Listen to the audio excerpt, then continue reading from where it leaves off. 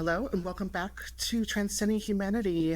I'm Vanessa, aka Vanessa Radial, and I'm joined by Ohio State House Representatives Beryl Brown-Piccolantonio. Did I get that right, Piccolantonio? Okay, cool.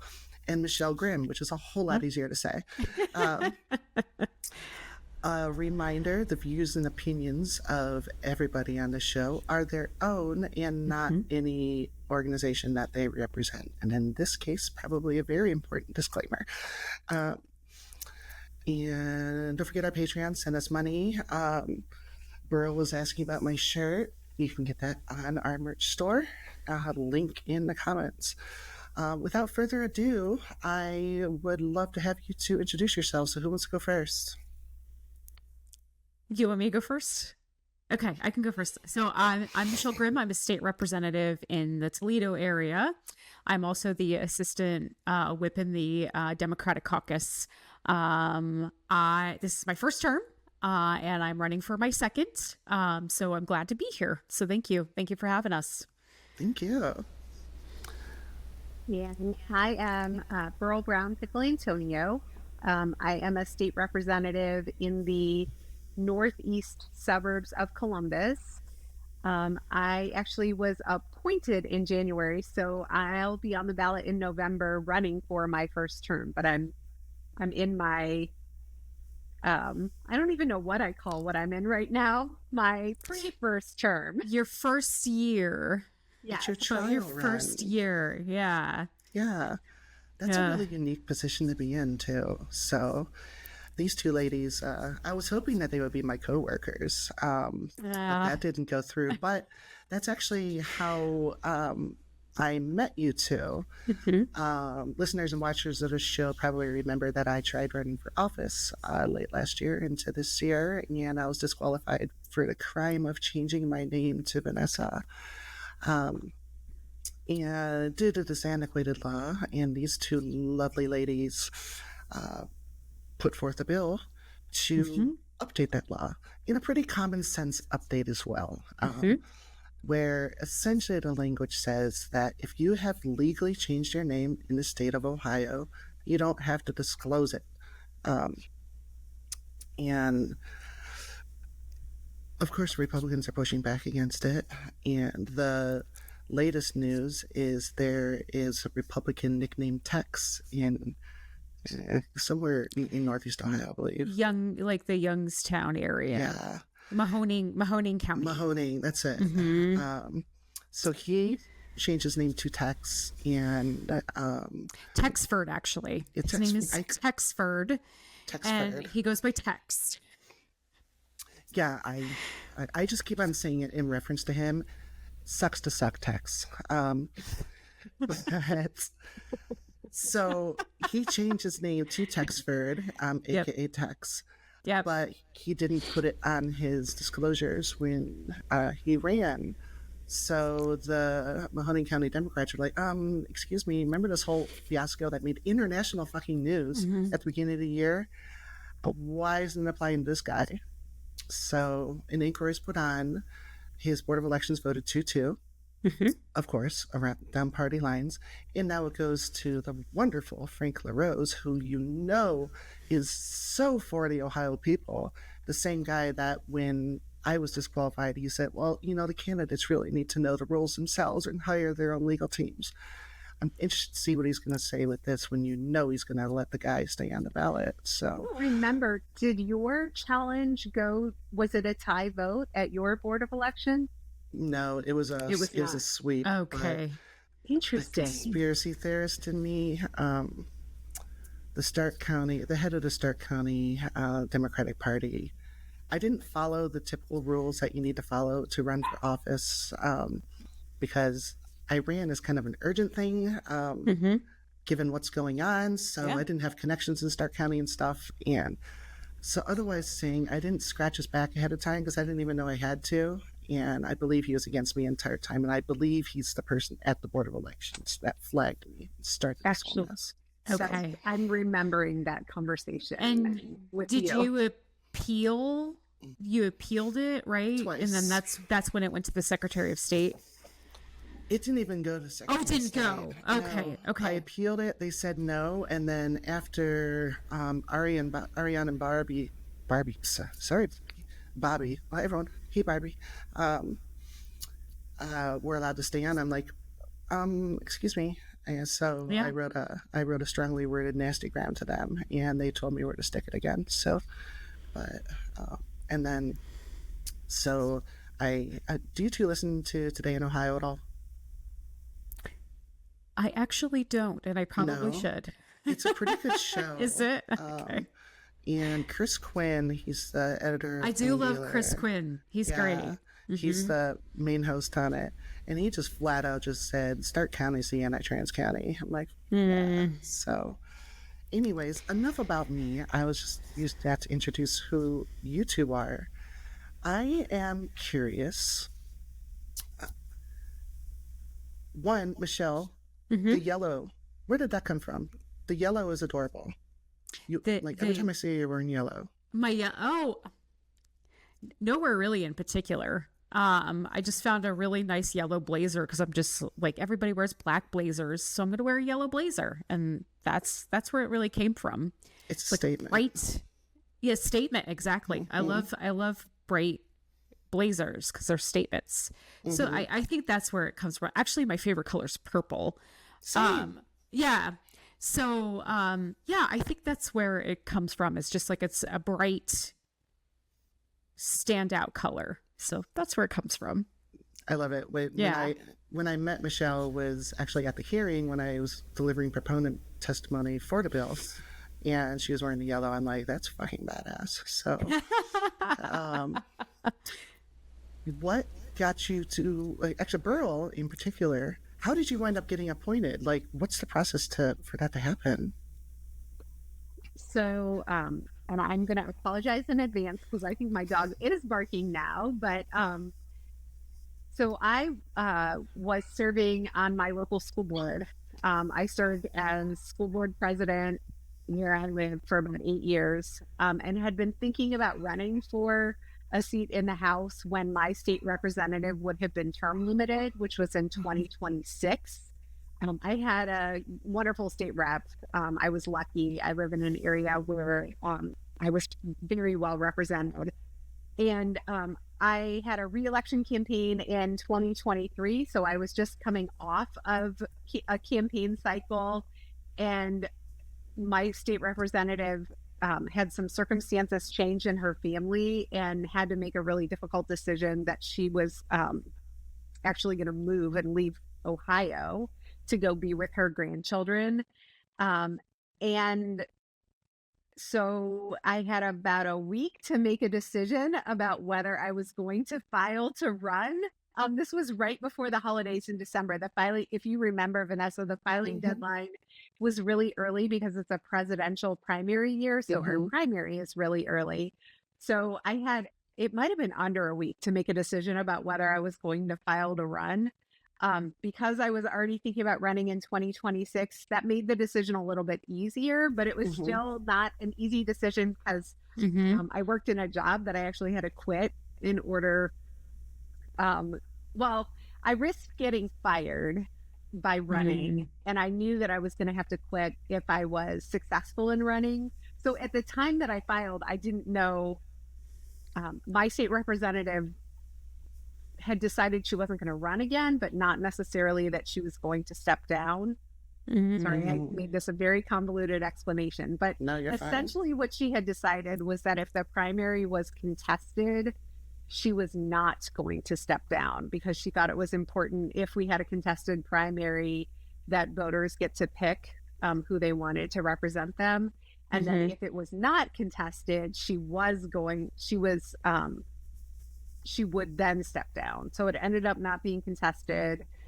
She stepped down, and then I was interviewed by the people who are now my colleagues. Actually, I think there were 5 people who applied for the vacancy and were interviewed, and then I ended up getting appointed on January 10th.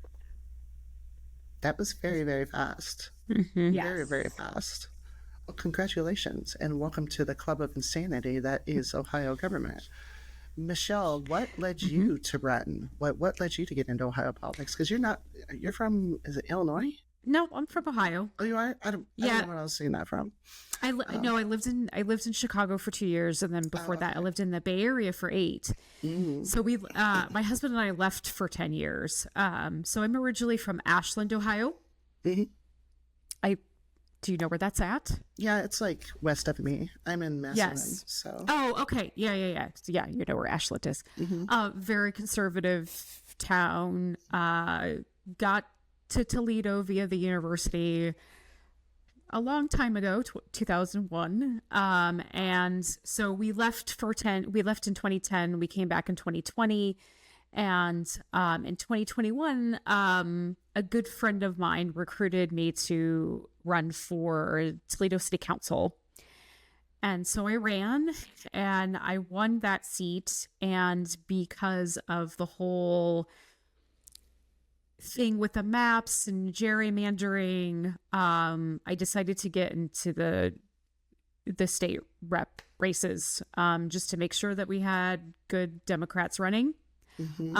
And I know that didn't make some people very happy, but I decided to go for it, and here I am. I had a lot of people say, "Why are you, running when you just ran before?" And I'm glad I did it. So I won a primary. I had a primary, and this was in August of 2022.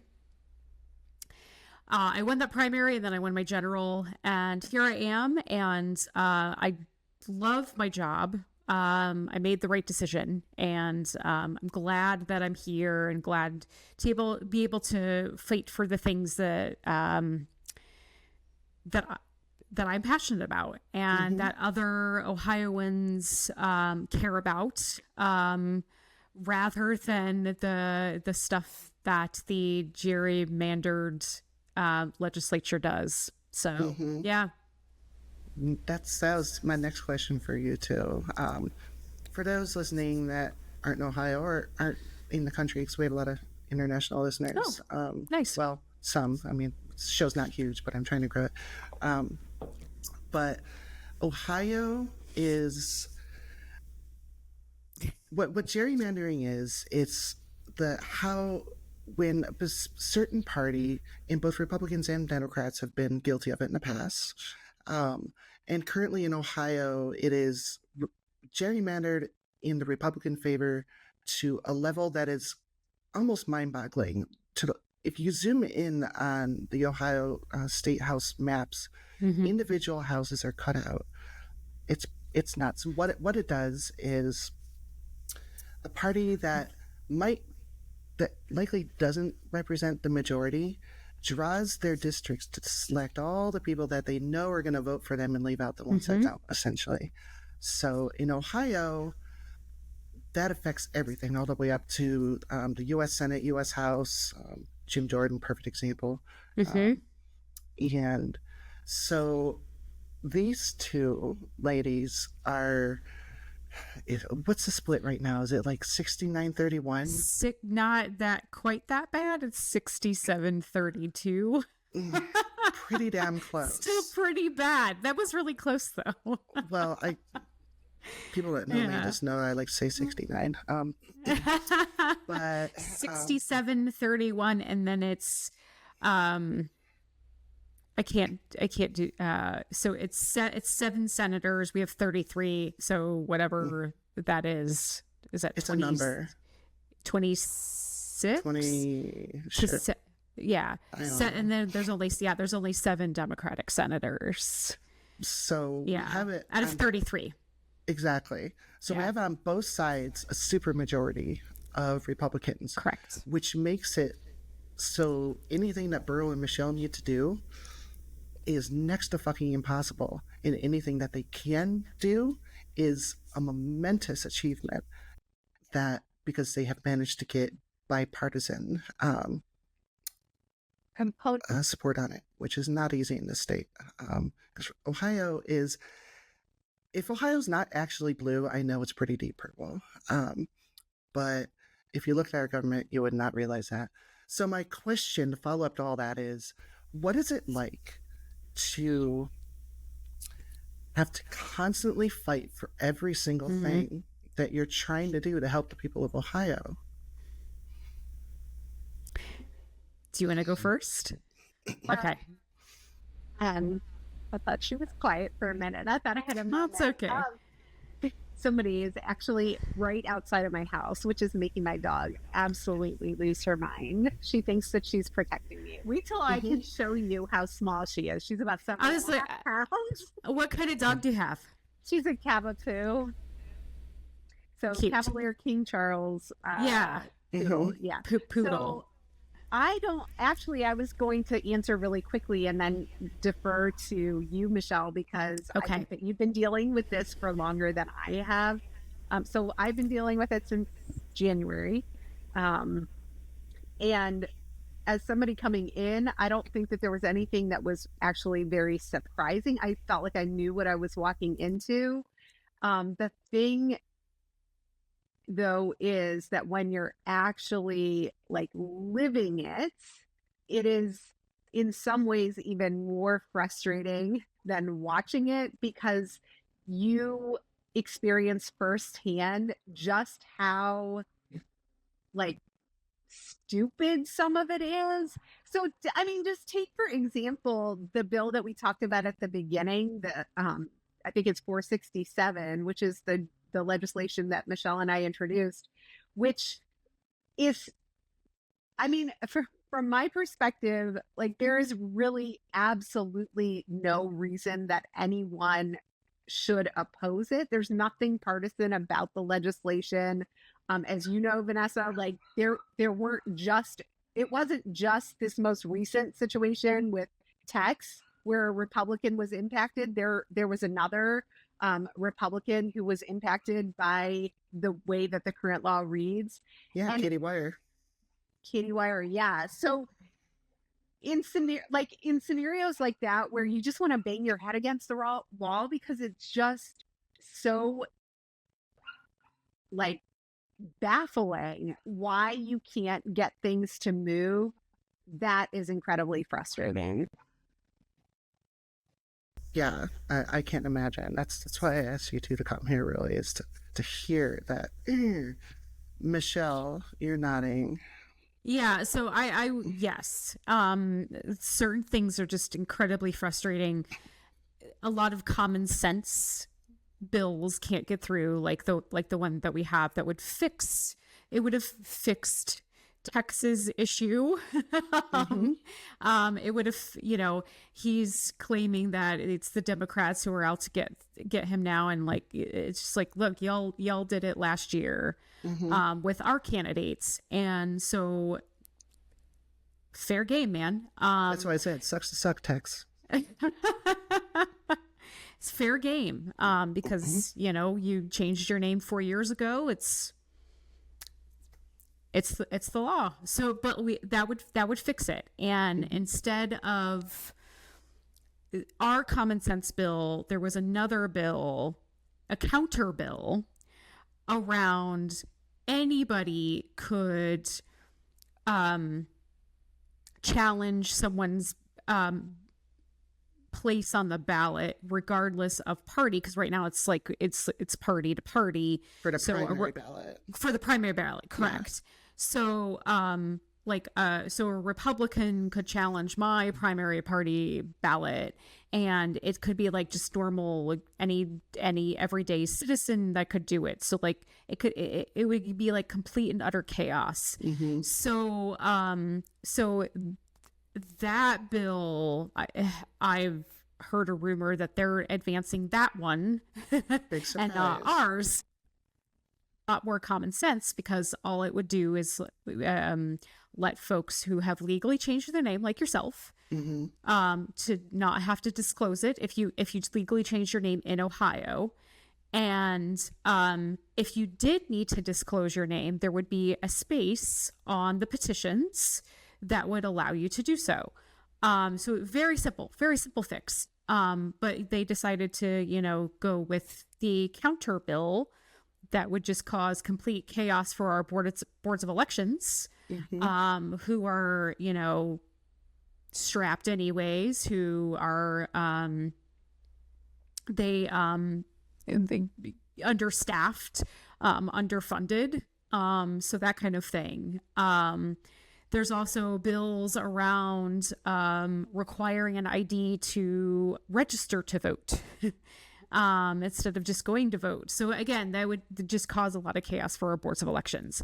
And just some of the things that the Republicans bring forward are just really ridiculous and just make lives a lot harder for Ohioans. And so I think that's the most frustrating piece, is that it's a lot harder for your constituent, their constituents as well, as like ours and theirs. And so that's the really frustrating thing, especially with gerrymandering, is that like they don't have to worry about their constituency because they're so gerrymandered. Can I put in a plug for the jury? Okay. So, as Vanessa explained what gerrymandering is, we now on the November ballot have a independent redistricting reform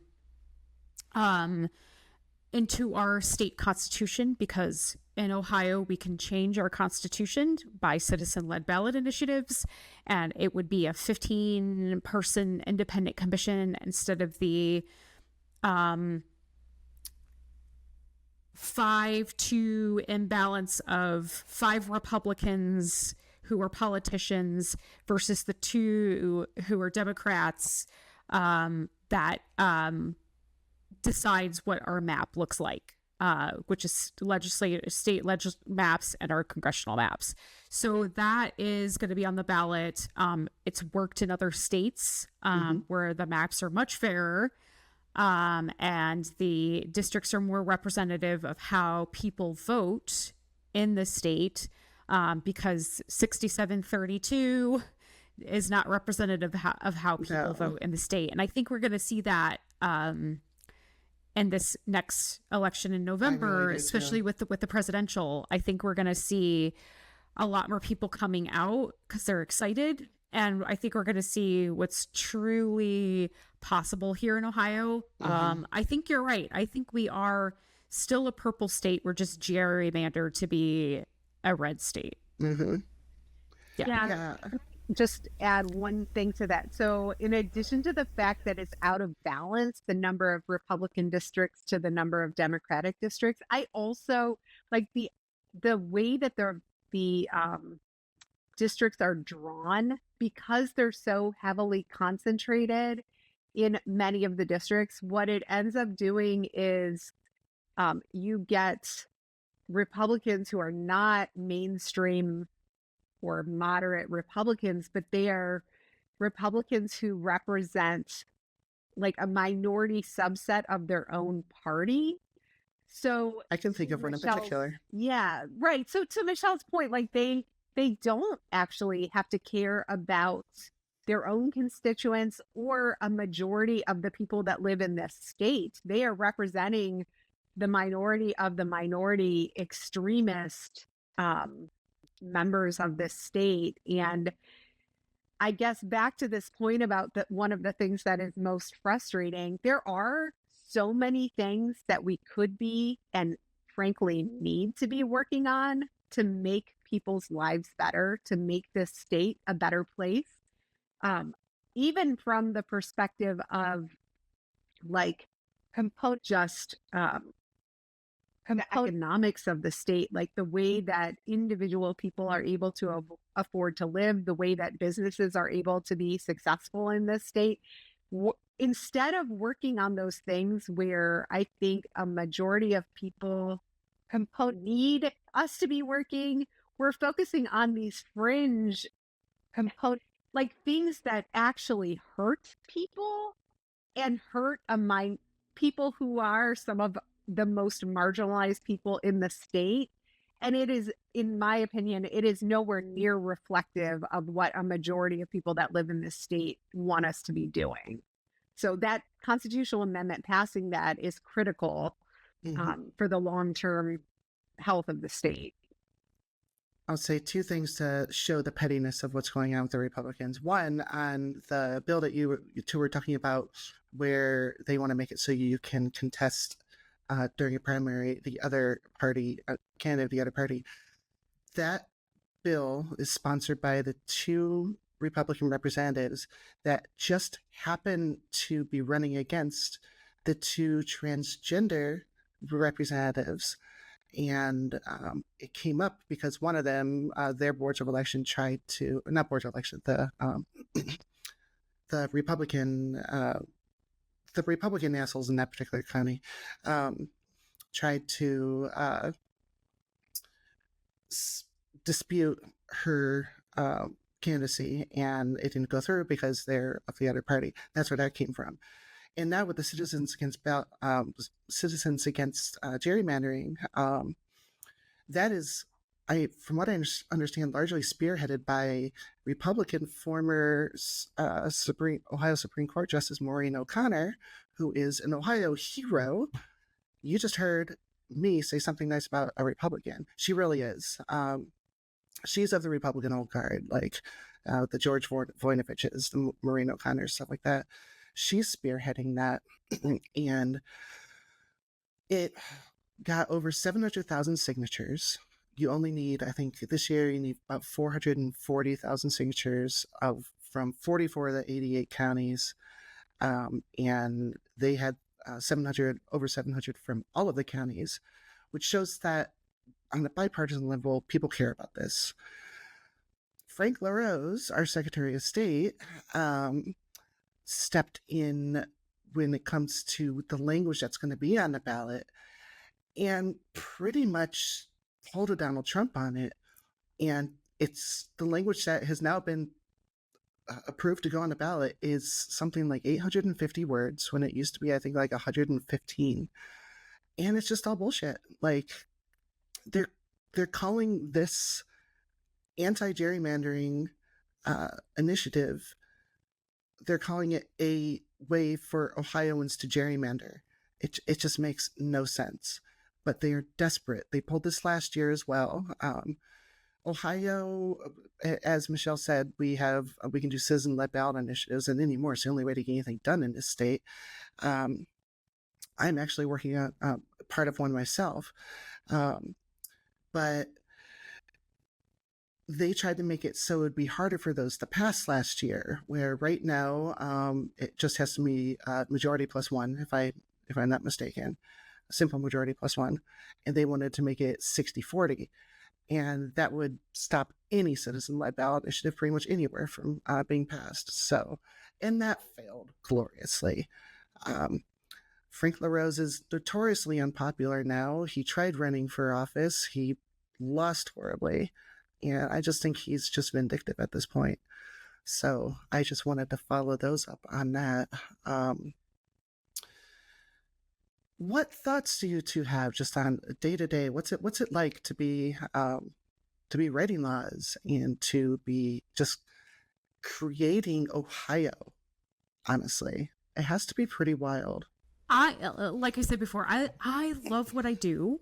I consider myself really lucky to be able to work on things that I am passionate about, and also things that I've never thought that I would be working on.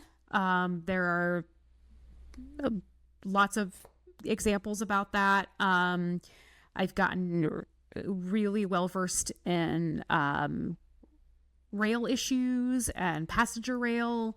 But fascinating. And I'm ranking member in transportation. So that kind of thing. But so my background's in public health, and also in kind of like the rape crisis, domestic violence space. I was a rape crisis counselor. When I turned 18, I became a rape crisis counselor in my hometown. I did that for about a decade. And so I've been working on legislation around domestic violence and sexual assault. So that's something that has stuck with me for the last couple of decades. I have bills around universal health care, child influencers. Again, that's another thing that I would never have thought in a million years that I would get into child influencers. The bill that Beryl and I have that we have to like, fix a law that's just absurd and nobody knows about. So yeah, it's a really fascinating, even though sometimes it can be really hard to get the right things passed and the right things through. It's still a very valuable experience because we do see the good that we can do, even though we are in the super minority. And that's what I feel like every day. That's why I wanted to run. So you do make a difference. You do make a difference, even though, being the super minority can be really hard. People do see that we're working hard and we are making a difference in our communities. So I feel like it is an incredible privilege to be able to do the jobs that we do. Just the responsibility, I think, of representing people and the responsibility of working on laws that impact every single person that live in this state and sometimes even impact people who live outside of this state. Sometimes our laws can be models for other states or they impact people in other states in other ways. I think it's a huge responsibility. I feel incredibly lucky to be doing the job that I'm doing. I didn't really talk a lot about my background before coming into this role, but I grew up in a house where my parents were always extremely involved in the community and extremely involved in, I know politics is like a bad word now. I don't think it's a bad word, but it shouldn't be. I don't think it's a bad word. No. Like the way that I grew up, I have never spent an election cycle where I wasn't knocking on doors in my entire life, I don't think. I've never watched a parade. But having said all that, I didn't really think of myself as someone who would be the person who was the elected person until much later in my life. And I ran for school board because of something very specific that was happening in my community. We had a school board where I lived that was divided, that was not functioning, that was not focused on putting students first, and was not focused on creating an environment that was good for staff. And so I ran for that very specific reason. That was back in 2013, actually. I ran and lost my first race, and then I ran and won in 2015. And it wasn't really until, honestly, it was the pandemic and then some of the things that followed the pandemic, the culture wars that followed after that. That's when I started thinking about serving in the legislature. In addition to serving on school board, I'm also an attorney. I worked for the state for about 23 years in different kind of leadership roles. But to be able to be coming at state government from this lens and to be able to take the experiences that I had serving in local government and kind of blend that with what I knew about how the state works, how state agencies work. It's fascinating to me, and it really is a privilege. And it is true that we are in the extreme minority, but there are times that we get to do things that really impact people. I'll give you an example that I had yesterday. So a lot of my colleagues right now are in Chicago. A lot of our colleagues are in Chicago having a lot of fun. I got to substitute in on a committee called the Controlling Board yesterday, which was just a whole new learning experience for me. I mean, it's the thing is, like, lucky you. It was fascinating. Well, I know it doesn't sound that much. No, I was like, oh, you got to be on the Controlling Board. And right. I'm a little jealous. Also, we have all these different... No, but really, I am. Interesting. I mean, if you look up the Controlling Board, maybe it wouldn't sound all that interesting, But what the controlling board does is that they meet. So we pass a state budget every 2 years, right? And with state budgets, things change. So the controlling board exists. They meet every other week, and what the purpose of the controlling board is basically to approve anything that changes in the budget in the in between periods. But all that to say, I got to vote yesterday. We had this amazing surprise happen. There was a dollar amount that was requested to go to the State Board of Education. It was a low dollar amount. Like the legislature owes the State Board of Education $10 million right now. The dollar amount that was requested was under $2 million. And what they said is that it was the amount that was needed just to get them through the fiscal year so that they wouldn't have to raise teacher licensure fees. But it wasn't an amount that the state board actually came up with. The people that came up with the dollar amount essentially it was the component of the governor's office who was trying to help come up with a dollar amount that they thought would actually pass. It was less than what they needed, and definitely less than what the legislature actually owes them. There was a Republican, though, the chair of the Finance Committee, who ended up making a surprise amendment to raise that dollar amount from just under $2 million up to almost $5 million, which is still not the 10 that we owe them, but it was closer. Like it was. It's a start. And so I got to vote on this surprise amendment and give this money back to the State Board of Education. It ended up being a unanimous vote. And I know I sound like I'm going way into weeds and I sound like a total nerd, but it was so fun and exciting to actually be able to be part of doing something good. Yeah. And make sure that our teachers and our staff who work in buildings serving students every day don't have to worry about their licensure fees increasing. Or what could have happened if licensure fees didn't increase. What they were going to do is stop doing background checks on district staff, which is also not a thing that should be acceptable for anybody. So it was going to go up like $400 or something, like really high, right? Yeah. I can't even remember why we borrowed. No, we weren't there, but when the legislature borrowed $10 million, I can't even remember why. So in 2017, I guess there was there was a shortage somewhere. And so the way that the state budget works, sometimes there are these accounts like this account, which was an account that was it's supposed to only be comprised of money where licensure fees go. So anyone who's a teacher in the state of Ohio, they have to get a license, they have to update their license, and there's fees associated with that. And those fees get put into this account. They had been good stewards of that money, and the account had a positive balance. And so when they were doing the state budget and there was money needed for somewhere else, the legislature, again, like Michele said, not us, we weren't there, completed that fund they rated $10 million with a promise that it was going to be restored, and it still hasn't been put back. I mean, you don't need to apologize about nerding out about that. As a voter, and self-proclaim, I only recently started voting, honestly, but I would much rather see my representative nerding out about loving what they do than what we're seeing right now on the other side.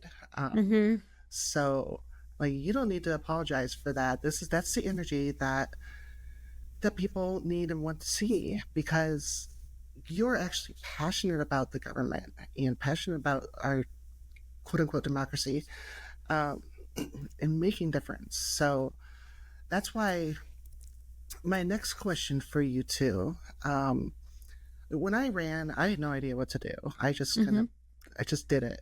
I decided to run when I was at the Trans-Ohio Symposium.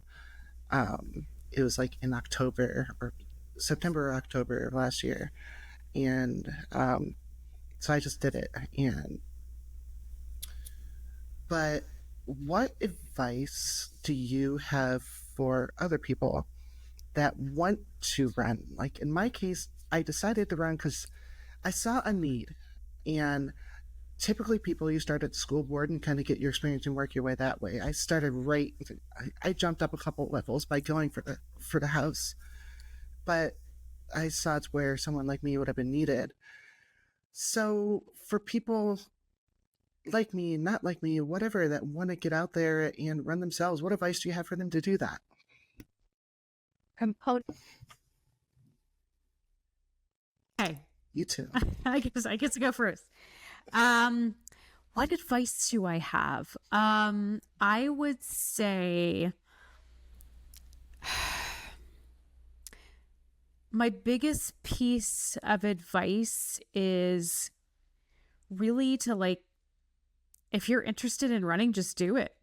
You know, if you don't know where to start, you don't know exactly where, like, maybe you're not well known in your community or anything, like, start volunteering on campaigns.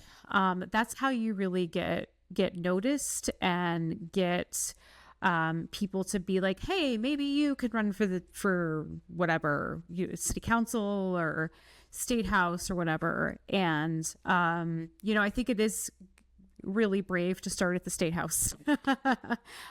So yeah, it's scary, but it's brave. But yeah, I mean, especially so I was just actually talking about women running for office yesterday with Anna Staver, who is on All Sides on WOSU. And I was just talking about this, about like the myth of women's unelectability, and how it's harder for women because there is this myth that we're unelectable, which is not true. But it is harder for us to run because of so many other barriers, whether it be childcare, or you can't quit your job. I mean, like, so many of us, like, I was in another elected office, so I didn't have to, like, technically quit my job. I just moved over. But, you know, some people, like, hey, I had to take a pay cut to run for office. There's a lot of that I've heard. It doesn't pay a lot of money. No. We're a little bit better than most states legislatures because we're full time. But there's a lot of offices that don't pay. School board pays nothing.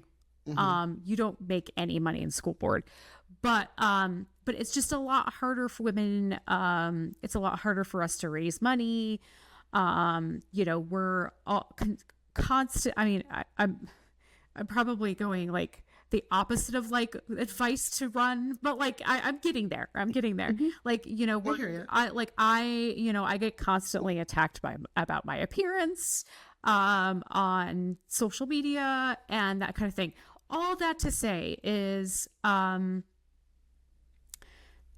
be like, if especially if you're a woman, but it doesn't matter.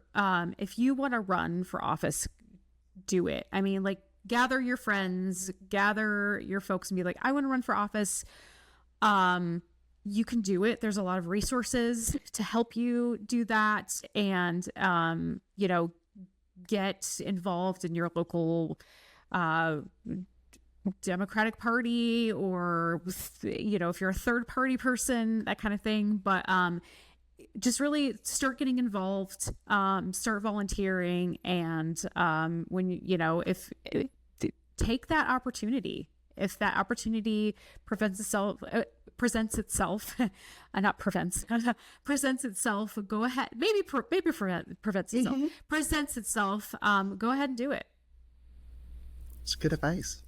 Yeah. Yeah. So, first, thank you, Vanessa, for being willing to do it. I am sorry that you weren't able to move forward. What's it doing? Well, what I say is, if I was able to do it, because I am a newcomer to Stark County. I spent 40 years of my life in Summit County, and I only recently came to Stark County. I didn't know anybody, and I got I got a total of 69 signatures. 50 of them were valid. I just got it just from networking and Facebook. So it's that easy to get the signatures that you need. It's still not easy to get the signatures, but there's ways you can do it if you're a relative unknown in the area. So no, ahead, that's sorry, okay. buddy. No, I mean, I think that that's true. Like so there's the logistics of it, right? Which are knowable. You can read about them, at least most of those logistics. Unfortunately, the logistics related to disclosure of prior names is actually not in the candidate handbook. But most of the logistics, you can figure those out.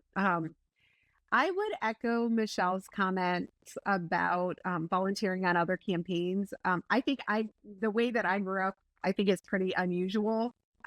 Having worked volunteered on campaigns for so long, I do think not only is it useful for getting to know other people, but it's also useful to know what actually you're getting yourself and your friends and family into. The truth is, you're never actually running yourself. Even if there's not family that's impacted, your friends, your close circle of people is going to be impacted by a run for public office. I think that, and again, I don't want to go down this rabbit hole too far, because I think that some of what I could share might be things that would talk someone out of running. But I say all of those things as somebody who still is 100% positive that I made the right decision to run.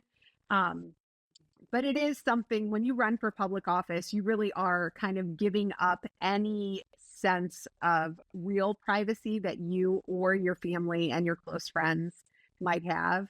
And I definitely think that it is an additional layer of that happens for women.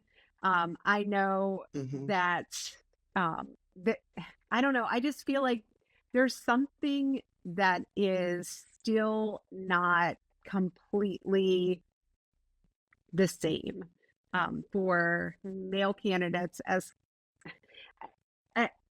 I don't know, the expectations I think are different. The kinds of things that people focus on.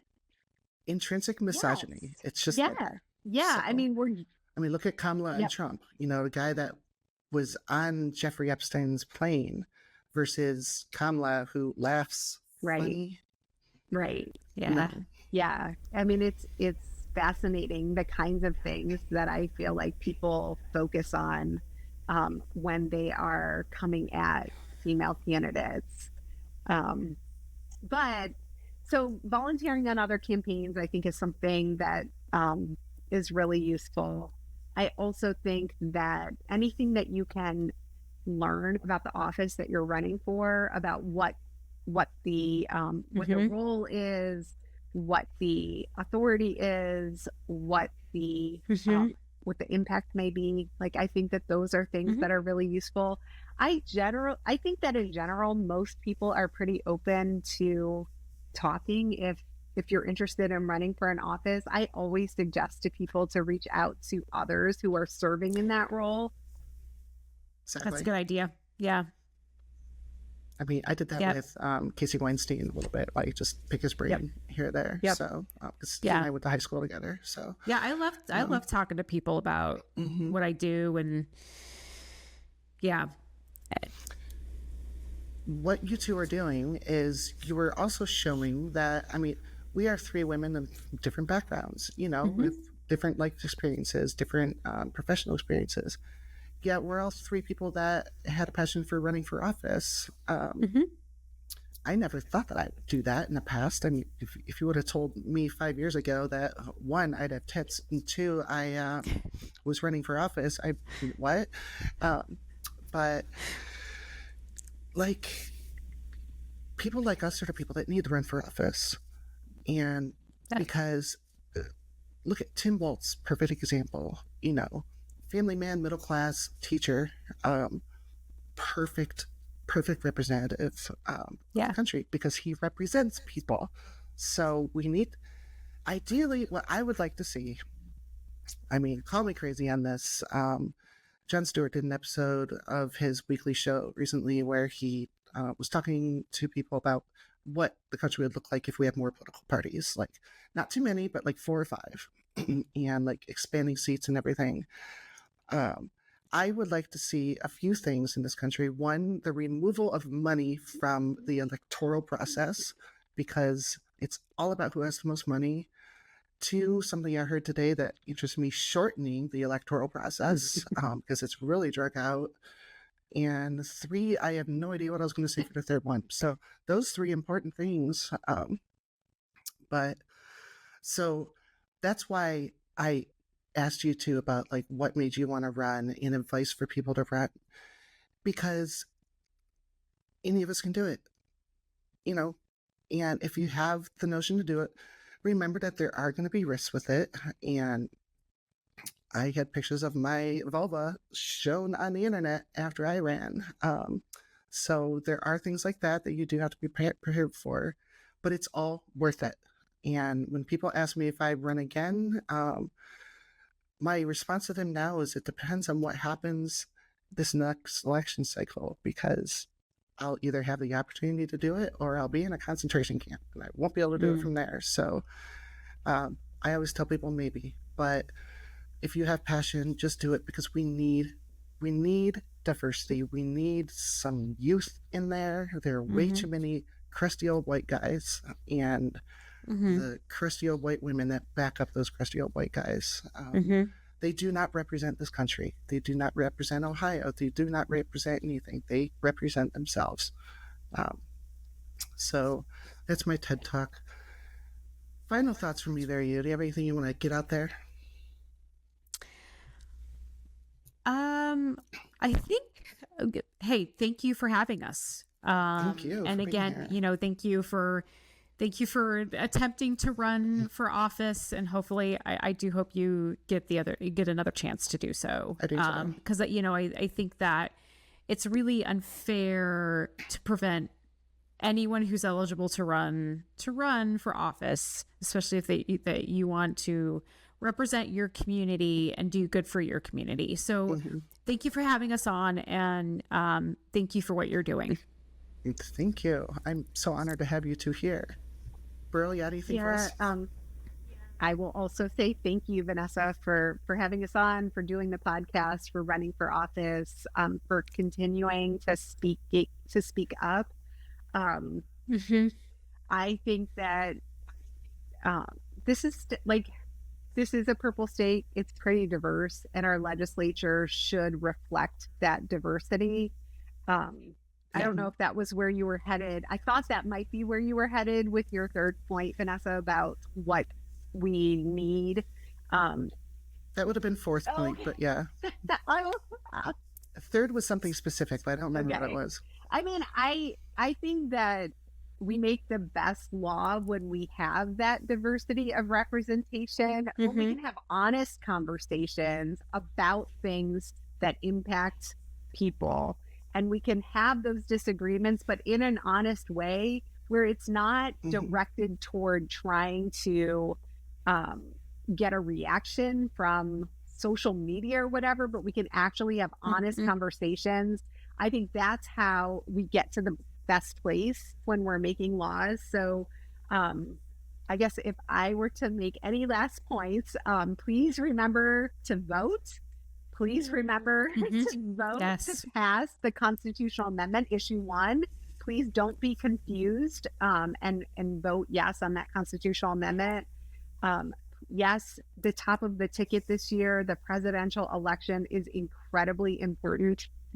Kind of like you just said, Vanessa, it literally impacts people's lives. And death. Yeah. There are also some other really important races. Our in Ohio, our Supreme Court races are incredibly important. Yes. I live in a county where our countywide races are not super contested, but we have some legislative races that in my area that are really contested. We can't afford to be losing any seats, and we need to actually pick up some seats. Right. Exactly. So pay attention to all of that, and please vote on those things. Yep. one thing I want to, the third thing was actually, because I had actually just talked about it, but having more political parties just to spread things out. Because right now we are really, I ran as a Democrat, but I don't really feel the Democratic Party represents me that well. It's, the whole trans community is all about, like, we don't really follow the binary. So I would like to see more parties in order to just kind of create a different, like, some more perspectives. But you hear me rag on Republicans a lot, and I want to make something very clear. I'm not ragging on Republican voters. I'm ragging on Republican politicians. Right now, there's a very, very big difference. This is not your father's Republican Party. This is not George Voinovich. This is not Maureen O'Connor. Right. This is not John McCain. These are extremists. There's people like Gary Click who actively is working to essentially cause a genocide on my community, and it's terrifying. They don't represent Republican voters, and I ask Republican voters for this time around, bite the bullet, vote on the other side of the ticket this time. Because what we need to do is we need to get the extremists out of the Republican Party and reboot it. So it's good to have some balance and actual discourse between parties, because we're all right and we're all wrong on a number of things. But right now we're between fascism and democracy, and it's terrifying. So I just asked the one Republican that listens to this show to think about that and vote for democracy rather than theocracy. So, Beryl, Michele, thank you so much for joining me. I will put information on where you can follow them in the description of this show. Sorry for skipping the Cards Against Humanity this week. I figured these two running for office might not be the best idea. So I already have enough of that enough. But so yeah, follow them on socials, and I will be sharing this as much as I can to try to get it out there. And once again, we'll see you next week on THB. Toodles.